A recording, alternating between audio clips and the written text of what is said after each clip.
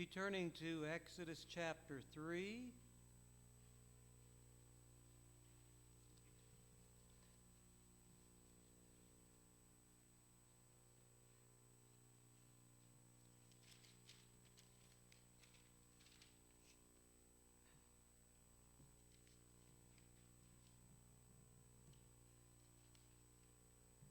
The whole book of Exodus is about Moses. And his life is divided into three segments, 40-year segments. The first 40 years in the palace at Egypt. The second 40 years in Midian as a shepherd. And the last 40 years leading God's people out of bondage. The book itself is divided into three sections. Chapters 1 through 18 is deliverance. Chapters 19 to 24 is covenant. And that's when we learn about all the different commandments. And then the third section is worship, which is chapters 25 to 40. That has to do with the tabernacle, the construction of the tabernacle, and all the details of the Jewish worship. Last week we began with the first section there, deliverance. We looked at the adult oppression of the children of Israel as they were forced to work. Then we saw the murder of the infants. And that was a period of time when Moses was born and how he was, number 3, put into the bulrushes and rescued by the daughter of Pharaoh. Then it goes right straight to Moses' 40 years of age when he goes out to try to defend one of his own. He knew he was a Hebrew child. He lived with his parents until he was weaned. And when he was this age, he went out and saw a taskmaster almost beating to death one of the Hebrews. And so Moses intervened and killed the Egyptian taskmaster. And he was found out. And then we know that Pharaoh wanted to kill him. So when he found out that Pharaoh wanted to kill him, he ran away. When he ran away, we saw at the end of chapter 2 that he went into Midian. And there he met a man by the name of Reuel, R-E-U-E-L. And he's also known as Jethro. That he was a priest of Midian. Now, in the past, I have wondered, what kind of priest was he going into this part of the country? And when you go back to Genesis 25 and verse 2, you will learn that the Midianites are descendants of Abraham. Abraham, after his wife Sarai died, or Sarah passed away, he married another woman by the name of Keturah. And she had a child by the name of Midian. And so, therefore, we can assume, even though we don't have all the facts written down, we can assume that this was a Jewish priest, that he was of the religion of the Jews. He was a great help to Moses, as we'll learn along the way. He gave him good advice. When Moses was making his first journey back to Egypt when it was so dangerous, it was Reuel who was keeping his wife and children. Of course, you'll remember that Moses married Reuel's daughter. And we have that as well here in chapter 2 at the end. Her name was Zipporah. And they had two sons, one of them being mentioned there in verse 21 of chapter 2. So now we find, as we look at chapter 3, that Moses is tending sheep. Quite a different kind of job than he had when he was in Egypt. He was the son of a Pharaoh, and I'm sure that he had a pretty high up position there. And now he's got a very low position because you will remember even from Genesis during the time of Joseph that the Hebrew people were despised pretty much by the Egyptian people. And now he's got the job of being a shepherd, and they look down on sheep herders. So he's got quite a humble job now. But in going into the wilderness there, he learned a whole new set of rules of how to deal with mankind. When he grew up in the palace, he was with a different kind of people. And then when he goes out in the wilderness, he goes out and he's with country people. And he learns life from a completely different point of view. And he learns hard work, which he probably did not have in the palace. And he learns about God out there. And so he's getting a big education in the 40 years that he's out there in the wilderness. And this is before the wilderness experience when the children of Israel go out there, because he's learned his way around. And he's now learning how to handle all those millions of people that he will lead across the Red Sea and on their way to the Promised Land. So we know the great and wonderful story of the angel appearing to him in the flames of a burning bush. So let's begin by looking at that story, and starting with chapter 3, and we'll begin with verse number 1. Now Moses was tending the flock of Jethro, his father-in-law, the priest of Midian, and he led the flock to the far side of the wilderness and came to Horeb, the mountain of God. There the angel of the Lord appeared to him in flames of fire from within a bush. Moses saw that though the bush was on fire, it did not burn up. So Moses thought, I will go over and see this strange sight, why the bush does not burn up. When the Lord saw that he had gone over to look, God called to him from within the bush, Moses, Moses. And Moses said, Here I am. Do not come any closer, God said. Take off your sandals, for the place where you are standing is holy ground. Then he said, I am the God of your father, the God of Abraham, the God of Isaac, and the God of Jacob. At this, Moses hid his face because he was afraid to look at God. The Lord said, I have indeed seen the misery of my people in Egypt. I have heard them crying out because of their slave drivers, and I'm concerned about their suffering.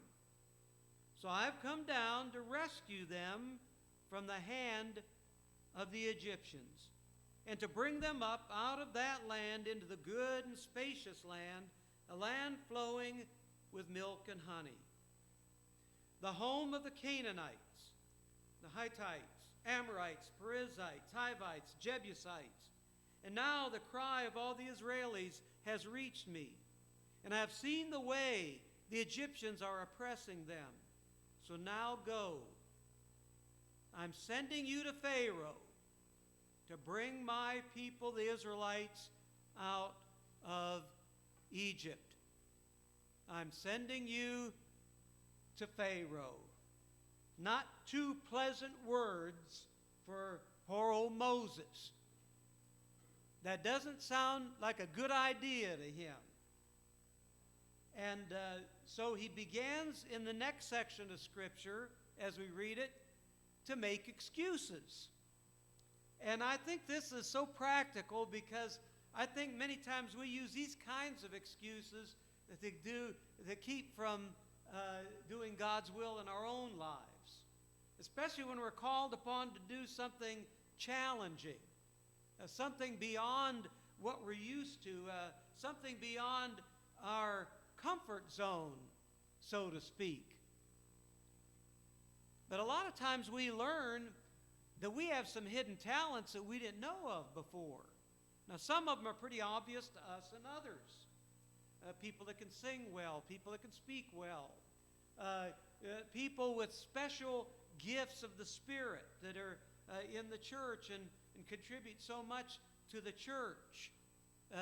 All these gifts of administration and these gifts of leading that a lot of men of the church have, and gifts like the ladies have that they use to contribute to the well-being of our church. And we kind of discover those gifts even on our own, but sometimes we find out that there's things we can do we thought we would never be able to do. When I was in high school, I was what you would call a wallflower.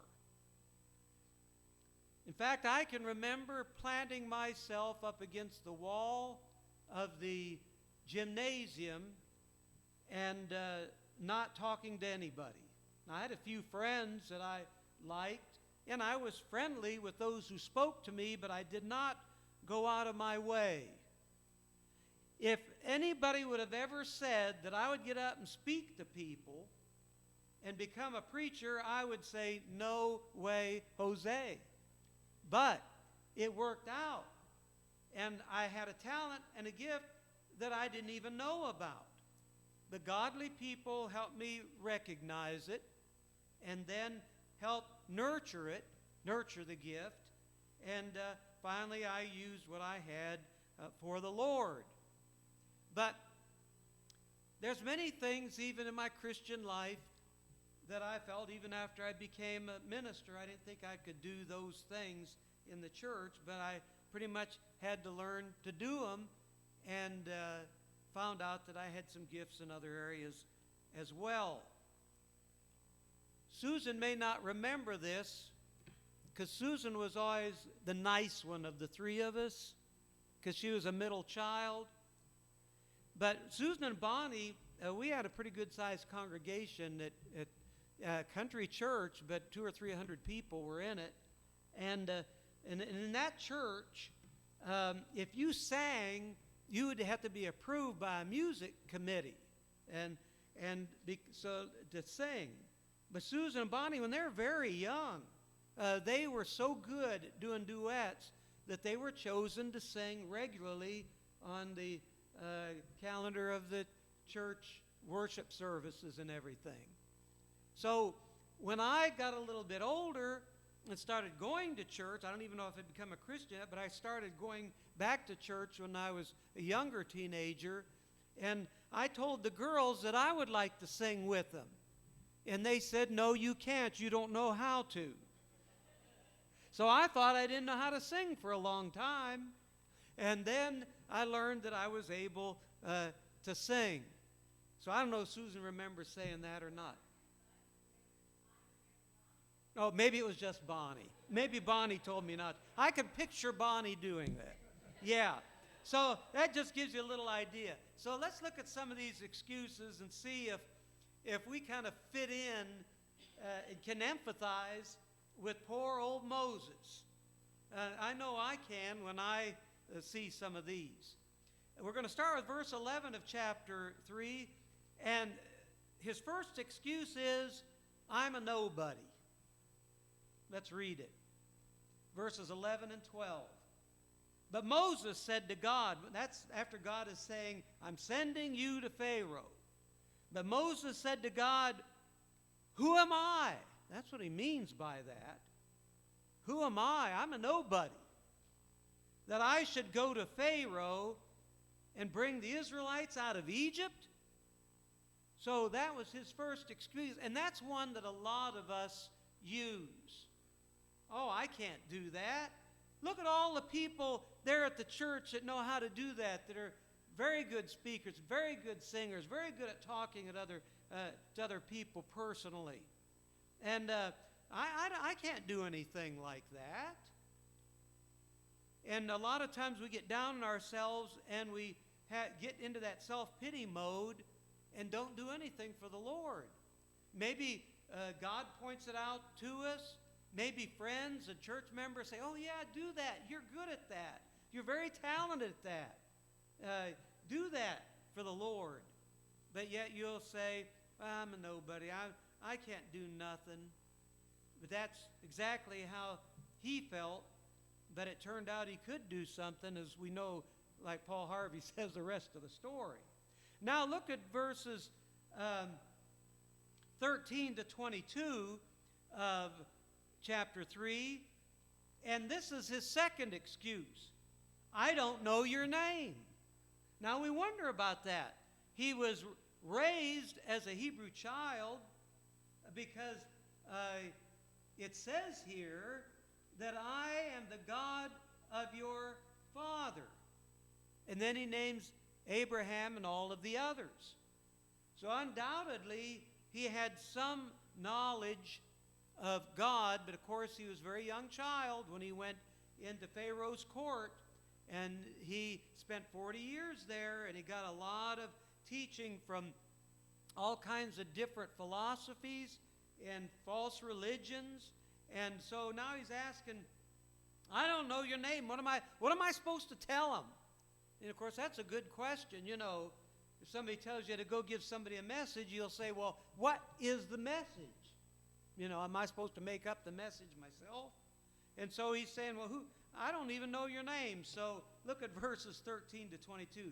Moses said to God, suppose I go to the Israelites and say to them, the God of your fathers has sent me to you, and they ask, what is his name? Then what shall I tell them? God said to Moses, I am who I am.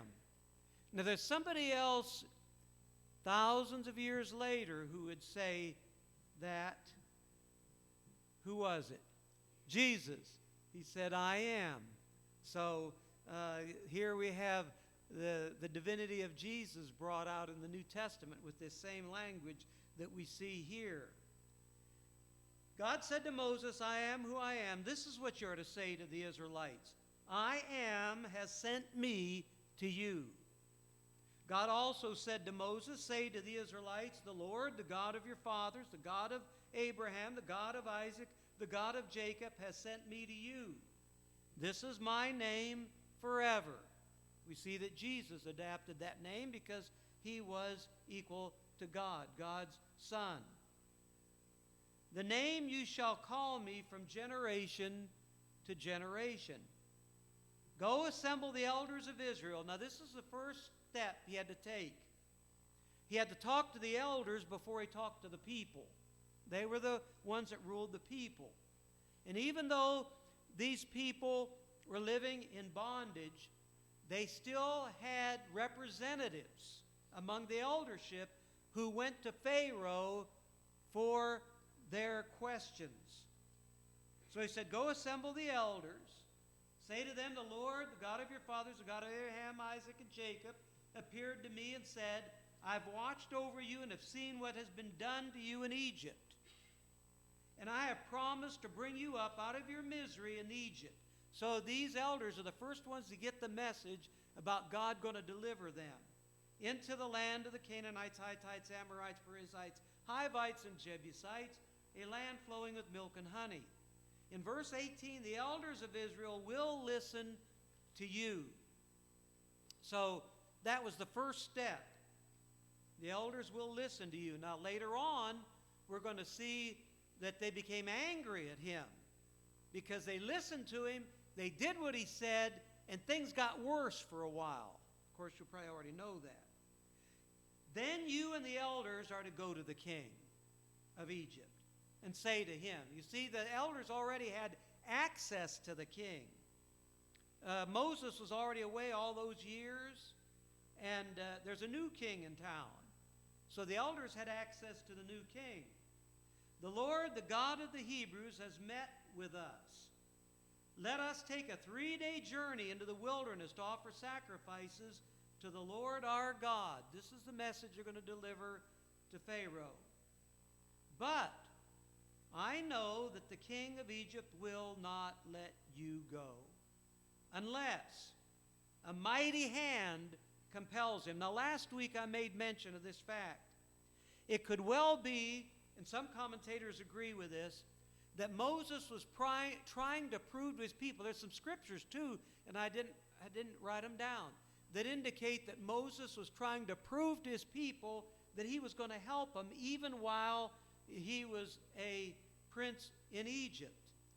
And that action that he took was trying to prove to those people he was going to help them, but it backfired, because when he tried to correct two Hebrew brothers that were arguing and fighting, one of them said, well, you're going to kill us like you did that Egyptian. So when he found out that, he aborted those efforts to help the people.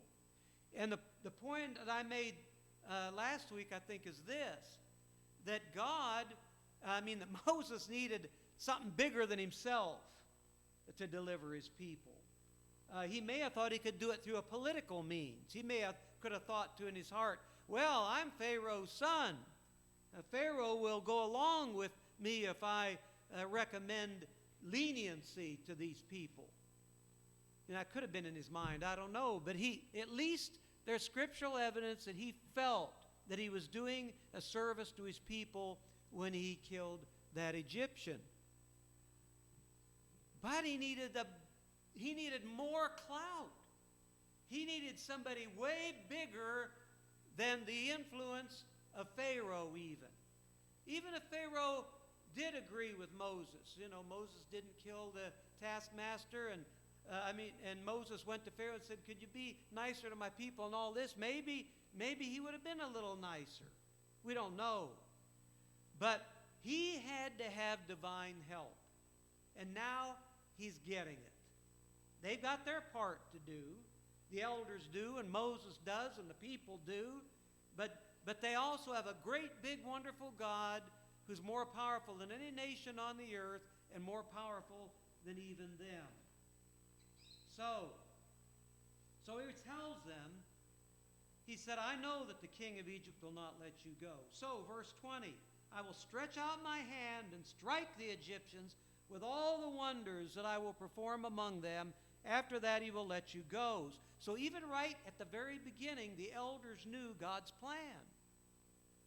So when they started complaining to Moses because things weren't going right, when they were starting to have to make their own bricks and so on with their own materials and go out and find them themselves, when they were complaining about that, they probably forgot what God told them, that I'm going to bring some wonders on Egypt. So they became impatient. The wonders hadn't started yet. Verse 21, and I will make the Egyptians favorably disposed. This is exactly what happened. They were told right from the beginning what would happen toward this people. So that when you leave, you will not go empty-handed.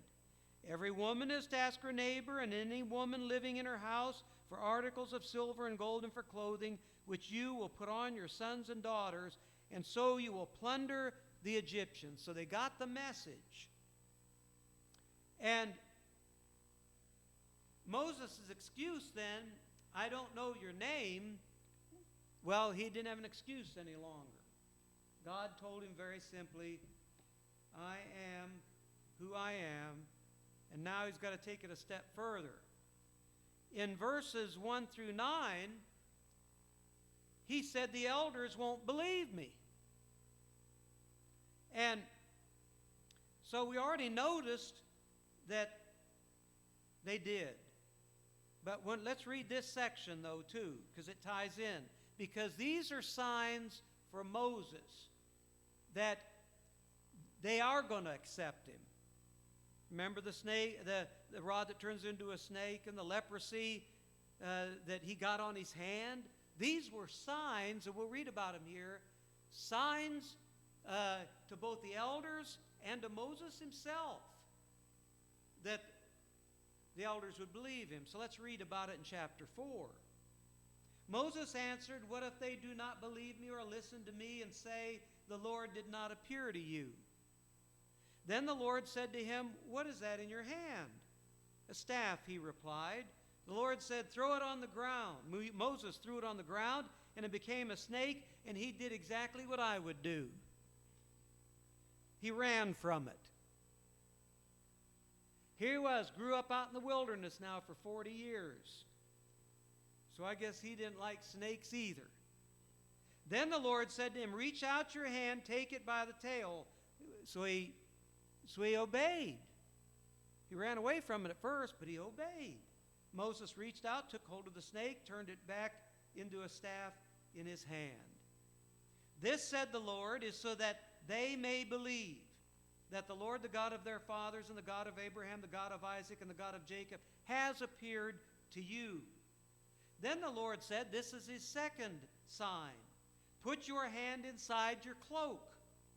So Moses put his hand into his cloak, and when he took it out, the skin was leprous. It had become as white as snow. That's what happens to people when they have leprosy, because the flesh begins to rot. In verse 7, "Now put it back in your cloak," he said. So Moses put his hand back into his cloak, and when he took it out, it was restored like the rest of his flesh. Then the Lord said, "If they do not believe you or pay attention to the first sign, they may believe the second. But if they do not believe these two signs or listen to you," now I want you to notice this particular sign.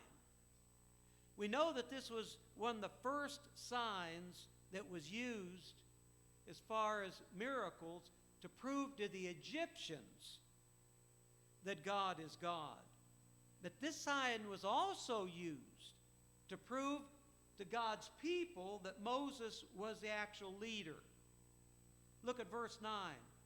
"But if they do not believe these two signs or listen to you, take some water from the Nile, pour it on the dry ground. The water you take from the ground will become blood on the ground." And those three signs are to prove to his own people that he is the one that's going to deliver them. Now let's look at another excuse, the fourth one. It starts with verse 10, but he says, "I'm not a fluent speaker." I never thought I could be a speaker. Can you ever remember the day in junior high? Did you all ever have to memorize the Gettysburg Address? Yeah. And then what did they make you do? Stand up and tell it to the class. Yeah. Boy, I lived in fear. I don't know how long it took him to get through all of us. But didn't you have a sinking your heart sink when you think, are you going to be next? Are you going to be next? Are you going to be next? And but I remember how fearful that was. And I could kind of identify with Moses here. Let's read verses 10 to 12. Moses said to the Lord, "Pardon your servant." Pardon me, Lord. I got another problem here. "Pardon your servant, Lord. I've never been eloquent, neither in the past nor since you have spoken to your servant. I am slow of speech and tongue." The Lord said to him, "Who gave you human beings their mouths?" That's a good answer, isn't it? "Who makes them deaf or mute? Who gives them sight or makes them blind? Is it not I, the Lord? Now go, I'll help you speak, and will teach you what to say." Oh, you think he would have stopped at that, but he finally used the excuse that I hear quite a bit in the church. Finally used the excuse that made God real mad. So if you use this one, remember, God may get real mad about it. His next excuse was, somebody else can do it better. Somebody else can do it better. You know, there's a lot of better preachers out there.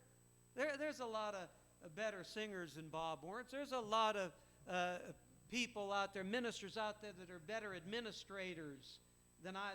One of the best administrators that we ever had in this church is this one right over here, Mike Hunter, and the one who left us several years back, Brother Grimmett. Those are the only two administrators that I've worked under, and they're two of the best I've ever had. And they do so much better, and I'm glad I don't have to do administrative work like some preachers do. That I don't even have to worry about it. All I have to worry about is the programming of the worship and the programming of the lessons and all, and that makes it so much better. But so he said, let somebody else do it that can do it better. Let's read about it, starting with verse 13. But Moses said, pardon your servant. Please send someone else. Notice verse 14. Then the Lord's anger burned against Moses. And he said, what about your brother? The Lord wasn't going to let this thing die. What about your brother Aaron, the Levite? I know he can speak well. He's already on his way to meet you, and he will be glad to see you. You shall speak to him and put words in his mouth.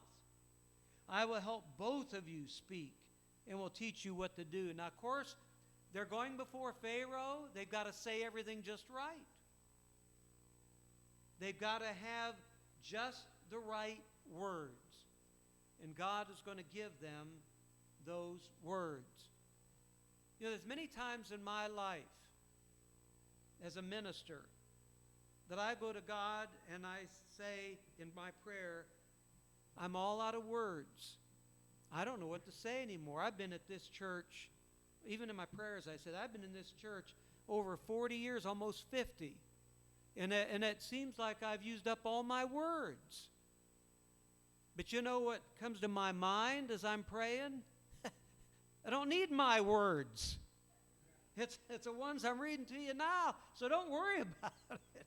It's the words that God gave Moses and Aaron. It's the words that God gives us. So if we get in the pulpit sometime and go blank, just open the book where you intended and just start reading. And everybody will be happy. In fact, I think less words we say and more words we take from the Bible, the better people like it. So let's just finish this section and we'll quit. So, verse 15, you shall speak to him and put words in his mouth. I will help both of you speak and will teach you what to do. He will speak to the people for you, and it will be as if he were your mouth, and as if you were God to him. But take this staff in your hands so you can perform the signs with it. So, next time that we meet, we'll be using the same outline. You can bring it back with you. And we see where Moses and Aaron return. So we'll be doing number 8 on your outline, starting with Pharaoh rejecting God's word. Does anybody want to comment on any of these scriptures?